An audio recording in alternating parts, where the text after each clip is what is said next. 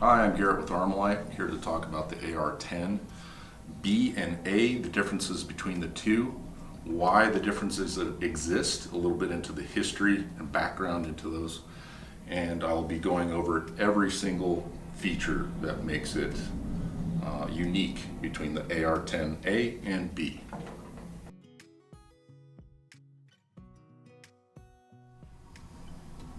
Here you can see in front of me an original prototype AR10. This was made in 1956. It's marked 0002. This was designed by the legendary Eugene Stoner. He was hired by George Sullivan in 1955, I believe, and this is what he came up with. A light ergonomic battle rifle that shot the 7.62 NATO. This was to replace the 30-06 M1 Garand. So this was actually in production from 1956 to 1959 under Armalite. Thousands of rifles went to various militaries around the world. Even made its way to Cuba, which was an interesting story. But it was then, the rights were then sold to Colt for the AR-15 and also the AR-10, where they were able to mass produce it for various militaries around the world. Okay, so Armalite was more of a, back then, less of a manufacturing facility, but more of an intellectual property organization where they would actually develop the products and then sell the rights to somebody that was an established manufacturer. So when they did that, it was not uncommon for them to do. So anyhow, the features, as you can probably see, are very similar. You have a selector. This one goes to full auto, semi-safe. Uses the easy identifiable waffle mag. Those are collector's items. But the internals and the bolt are different from anything that you see on the market today. Since the 1950s, Armalite changed hands from various countries, places, manufacturing centers, and eventually it was bought out by a Filipino company. Fast forward to 1995, a guy by the name of Mark Westrom brought the company back to the United States, and within 1 year, in 1996, he came up with the AR10 B. Why the B? There was, in 1994, a guy by the name of Bill Clinton, maybe you've heard of him, but he came up with an assault rifle ban. A lot of it was mainly cosmetic, but the main thing that affected the gun industry was magazines. He limited the capacity to any magazines that could be built from 1994 onward to 10 rounds, a very restrictive, draconian 10 rounds, right? Who wants that? So to work around it, they had what was called a grandfather clause. If you had existing magazines that were manufactured before 1994, they could be used. Now, what we had a lot of were M14 magazines. These came back to the US in large shipments through the years and was basically on mothballs stored. So these could be purchased by civilians, and what we came up with was some modifications to the magazine that allowed it to be used in an AR platform. So we can talk about some of the differences in the magazine, but we'll get to that. The other main change is this is actually off of the design of the AR-15 A2 and scaled up to accommodate the larger 7.62 round. Why we did that is because of parts compatibility We didn't want to have to reinvent the wheel. So we used existing parts that were in great number on the market already in order to put into this rifle. Those namely are AR-15 parts. So between the AR-10 from the 50s and this one here, there's not too many parts that are interchangeable, but the concept is there. The bolt, the concepts behind the bolt, the gas impingement system are all the same. They're just not interchangeable. We'll go ahead and start talking about the A. So after the crime ban bill sunsetted in 2004, we were able to go along with some of the market trends which demanded the AR10 A style mags. Now these are like the original waffle mag design from the original 1950s. Fits right in. A lot of other manufacturers started to pattern their magazines off the original AR10. The Magpul, for example, became very popular. This is a great magazine. It's lightweight, very reliable. This is, I think, the third generation. It's got a window on it to where, sorry for the noise, can't help that. It's a busy factory, what can I say? Anyways, these AR10A magazines became very popular in the market. In order to utilize them, we had to change some of the design features, and we came up with the AR10A, named after, well, mainly the magazine that the A used. And we'll go ahead and start talking about magazines. Okay, we have here an unmodified M14 magazine. As you can notice, there's still the M14 hole in the front. It's got this little add-on there, and it's got just a normal M14 follower. Mag body's the same. Now, this is we call it now the Generation 1 AR10 B magazine. As you can see, it's got a hole cut into the side for the mag catch. Then we added a little plunger that will actually come out of the back of the follower, and this will interact with the bolt catch.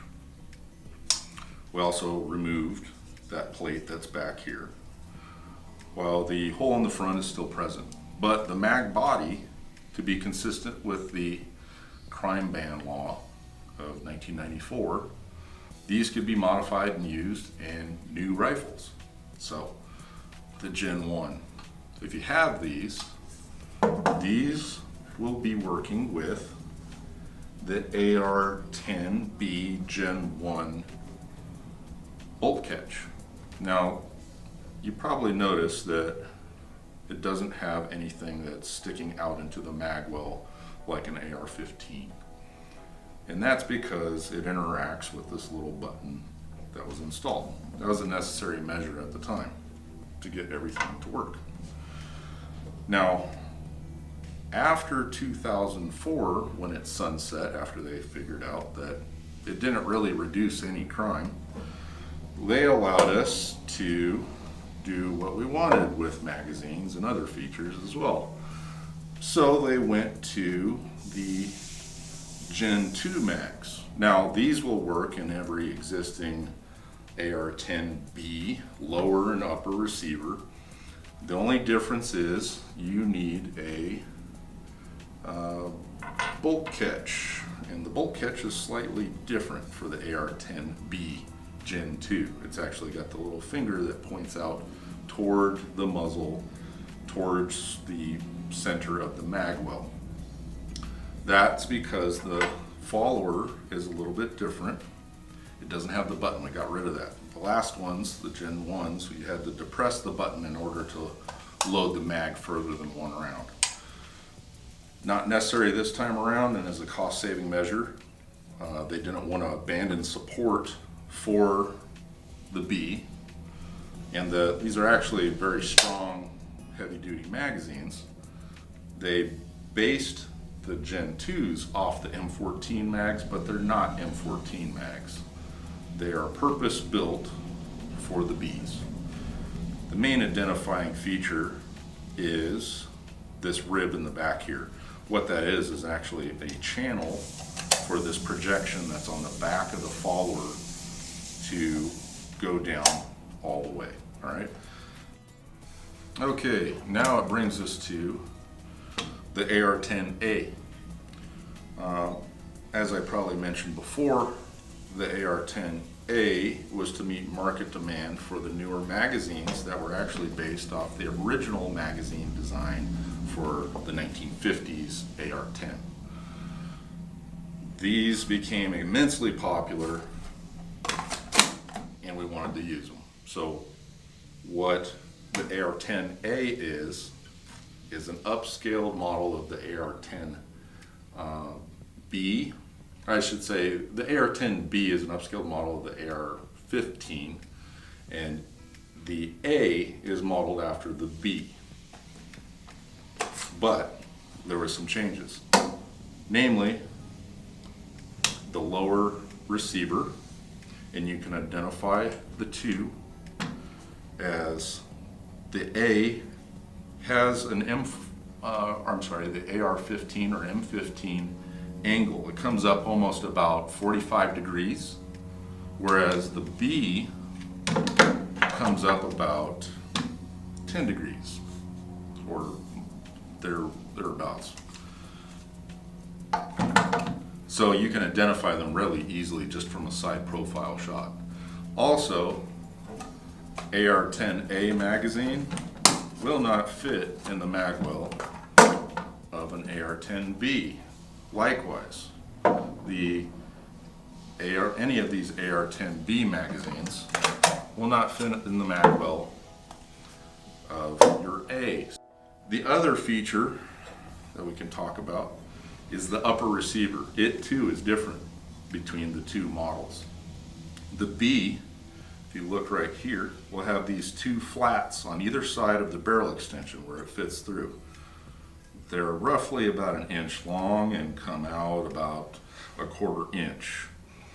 These are to stop the forward movement of the M14 modified mags or the Gen 2 mags, but it is an easy thing to identify by just looking through the mag well, or pulling the takedown pin and looking at the upper receiver. If you see these laying around, that's the main identifying feature. Now, on the A, those are not present, those are gone. It's pretty much exactly the same without those. On the A, you will see AR10A in between the very last Picatinny rails. That's how you identify which is which. The other identifying features are the bolt catches. The AR10A is going to have AR10A written on the face of it. Also, the projection that goes out into the mag well is a little bit more pronounced, a little longer than the AR10 B Gen 2. You will see no engraving whatsoever on either the Gen 1 or the Gen 2 bolt catches. The last thing that we can talk about is the mag catches. They are slightly different between the AR10 B and the AR10 A. The AR10 A has a radiused front on the engagement surface of the bolt catch, mag catch. This was to be used with the waffle mags. It's got instead of a box cut, it's just a round end mill cut. That is to be used with these. If you have them, they work just fine with that. Now, I will say that these will work with all B magazines. So if you have this in your B rifle, it's okay. You just have a tiny bit less engagement. These can be used in both.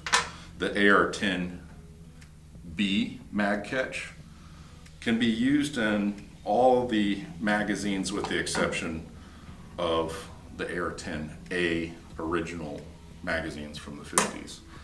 These, good luck finding them. They're not very many out there anymore. Far from ubiquitous, as they would say. If you have an older AR10 B rifle and you would like to purchase these AR10 B Generation 2 magazines, you will have to get an upgraded Generation 2 mag catch. Or I'm sorry, bolt catch. I always mess those up. Anyways, after your last round, it's not going to hold the bolt back. So it'll work, but it's not going to hold the bolt back unless you have that. This is Garrett from Armalite, just hoping that solves a lot of misinformation, questions that you might have had about our products, and so you make an informed decision. If you would like to help us out, hit the thumbs up button if you like the video. If you'd like to subscribe to our channel for future videos in this series of information, go ahead and hit that bell button if you'd like to be notified of future videos. Anyways, all of the links that we talked about are going to be posted in the show notes below.